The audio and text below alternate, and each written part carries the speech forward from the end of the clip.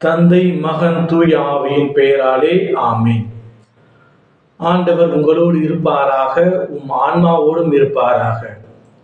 இறையேசுவில் பிரியமுள்ள சகோதரமே சகோதரிகளே, இந்த புதிய நாளிலே உங்கள் அனைவரையும் சந்திப்பதில் பெரும் மகிழ்ச்சி அடைகின்றேன். இன்று நாம் ஆண்டின் பொதுக்காலம் 16வது ஞாயிற்றுக்கிழமையில் அடியெடுத்து வைக்கின்றோம்.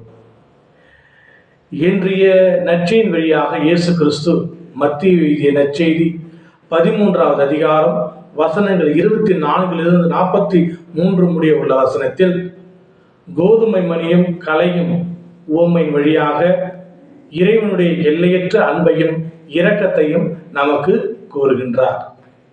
கோதுமை விதைக்கின்ற பொழுது அதோடு சேர்ந்து கலையும் வருகின்றது.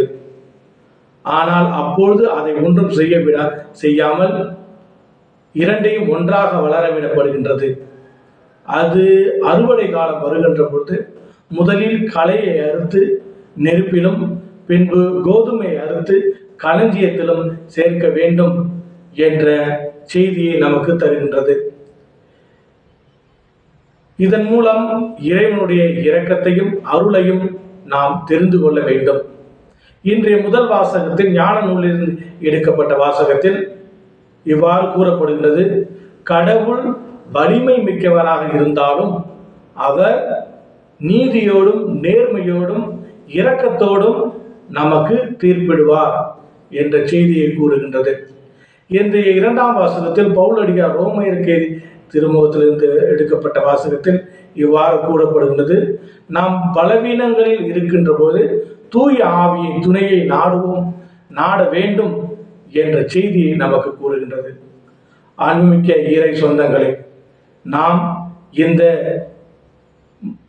கலையை போல தீய எண்ணங்களை நெருப்பில் இட்டுவிட்டு நல்ல சிந்தனைகளையும் நல்ல எண்ணங்களையும் நாம் நம்முடைய மனதிலே பதிய வைத்துக் கொள்வோம். அப்பொழுதுதான் நாமும் இந்த கோதுமை மணி போல இயேசுவின் களஞ்சியத்தில் சேர முடியும். ஆகவே அன்புமிக்க சகோதரமே, இந்த புதிய நாளை இறைவனுடைய ஆசீர்வாதத்தோடு தொடங்குவோம்.